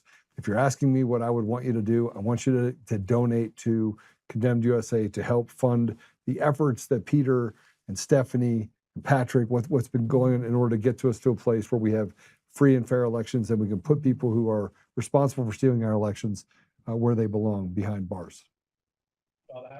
Yes, please, God, let's do that. Let's get these people and let's get them behind bars, because you know what? We're the last place left on earth. And if we start losing what we now have, there's nothing else that's going to save us. I mean, there's all kinds of scenarios. These machines could actually take the Senate with a vast majority. They can give them the 67% that they need in order to be able to remove whoever the House impeaches. So, this is a tragic situation. So anyway, we gotta look at that, because if that did happen, then come January 5th, after the midterms, then you would see that the House would impeach and the Senate would remove. And who would they do it to? Well, the first thing that would happen on January 5th is Hakeem Jeffries would be made the Speaker of the House. Yeah. Yeah, it's definitely going to be Hakeem Jeffries. And then if they remove not just President Trump, you're right about that, but it's much more. They would remove President Trump and J.D. Vance at the same time. And that's the scary part, because that would make Hakeem Jeffries president of the United States. That's how bad this is. That's how scary it is. And that's why, more than anything, more than money, more than anything else, you're going to need to get out and vote come the midterms. Yes, the machines can do what they can do, but we can deal with that. But we can't deal with it if we are actually going to lose the election anyway. You need to get out there. We need to be able to win the election and deal with all of these things appropriately. So that's the nightmare scenario, but it can be prevented and dealt with, but only if you vote. Only if you vote. Peter, thanks for joining us. I appreciate you very much. God bless you, and I look forward to talking to you soon. Thank you. All right. Thank you. Always good to be on your show. Thank you so much. Peter Ticktin is one of my favorite people, probably one of the most. I mean, he just turned 80 just a few months ago, but he's got more energy than 99% of the people out there. And frankly, I was rooting for. When this whole thing happened down in Florida and Charlie Kane assaulted him, I'm not telling you what I thought. Well, I was hoping it was going to happen, but I was hoping he'd pound him out a little bit. I want to play this. This is kind of breaks us out. This will finish up the hour for us. I want to thank you for being with us. Apple Podcasts, Google Podcasts, Spotify, Pandora, iHeartRadio, tune in and more. See us on Roku. So from on your TV, hello. Hi, Mom. Carolyn Levitt She just came back from maternity leave and had this to say about Trump's speech tonight. Let's go and play it. Has had dozens of recounts, lawsuits, audits. 2024 election widely believed to be safe and secure. There's not really any question about that. A lot of people look at because it this. was too big to rig. Well, I think a lot of people look at this There's a and massive amount of votes for this president. That's why he's in the Oval Office right now. No one disputes that. And there were a significant amount of votes for Joe Biden, who won in 2020. I mean, I think the question is, why is the president unable to let this go? Well, first of all, Garrett, I think part of the problem is that the media has refused to acknowledge that tens of millions of Americans across the country share the concerns of this president about the sanctity of our elections. And your premise of your question, you're jumping ahead to a conclusion in this speech before even hearing it yourself. I think that everyone should tune in tonight, including the people in this room, and you should report on the president's speech and the findings that he is going to reveal in this speech with a little bit of honesty and a little bit of integrity, because it will shock you if you have an honest eye listening to the president tonight, and everything he is saying will be backed by facts and by evidence that will be provided this evening. And again, Garrett, I think all Americans, Democrat, Republican, should agree that we are the greatest country in the history of the world. We should have the safest and most secure elections in the history of the world. And what the president will be speaking about tonight will show you that perhaps that is not the case, and we need to make some adjustments moving forward, including the Save America Act, as Rachel pointed out, is a key legislative priority for this president on Capitol Hill, and he wants to see all senators and members of Congress voting in favor of the Save America Act. There you have it. Everyone wants to tell us that the elections in 2024 are safe and secure, and that you can't say anything about it. We haven't had a secure election in 20 years. The gaslighting that's happening right now in our country about elections is absolutely, it's disgusting.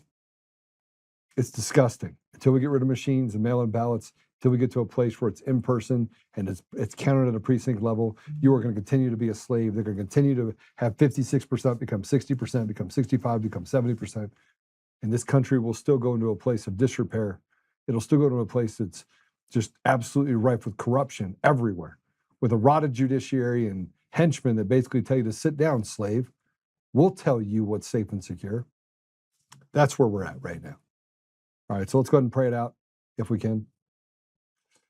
And yeah, I'm really looking forward to tonight. It's going to be pretty awesome. Joe got 20 million extra phantom votes. I think it was more like 30. I agree with you, though.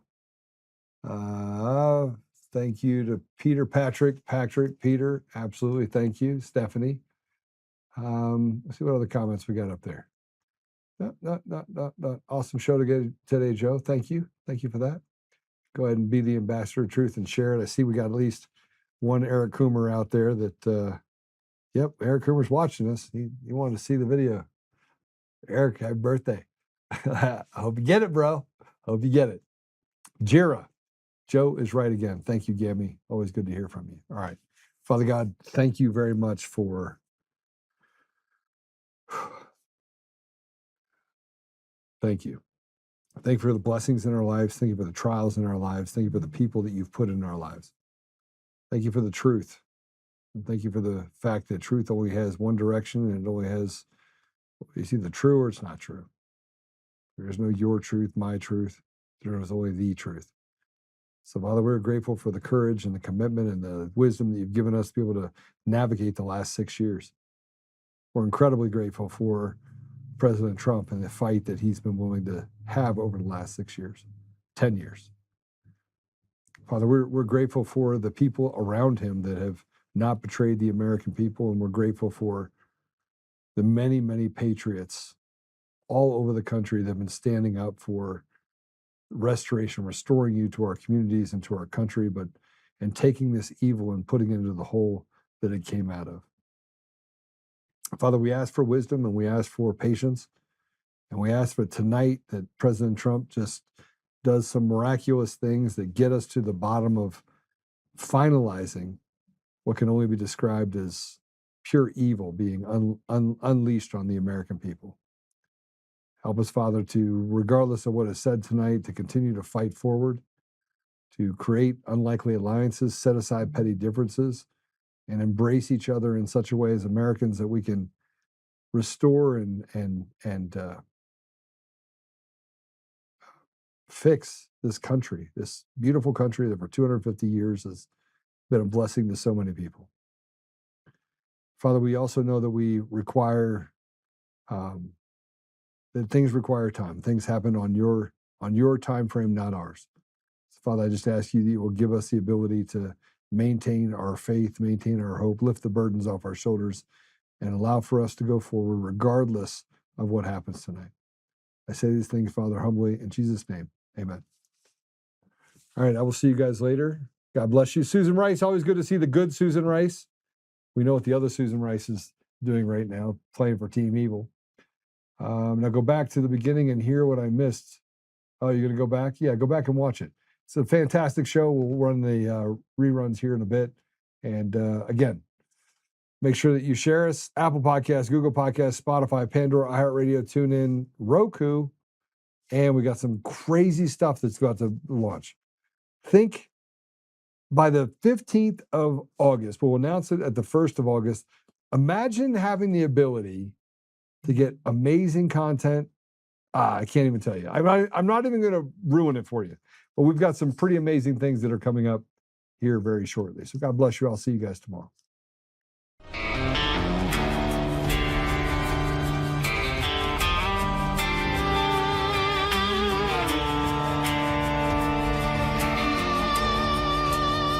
Rise up untamed in the heart of the fire where the wild ones roam. Joe Oltmann's calling, bringing truth back home. From conservative daily to this untamed fire, we shatter the silence, lifting spirits higher. No chains can hold us, no lies can prevail. Authentic and fearless on this rugged trail. Patriots gather under stars and stripes. Untamed nation, igniting the night. Untamed nation, let the truth roll out in this land of the free. Standing proud from sea to shining sea, we won't back down. Catch the fire, wear the crown. Untamed nation, it's our battle song, motivating hearts where the brave belong. Yeah, untamed and wild, forever strong. Play it again all night long.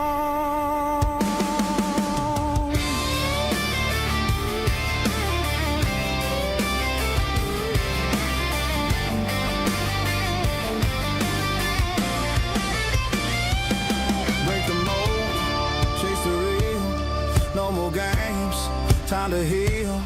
Joe's voice leads the untamed crew. Truth matters through and through.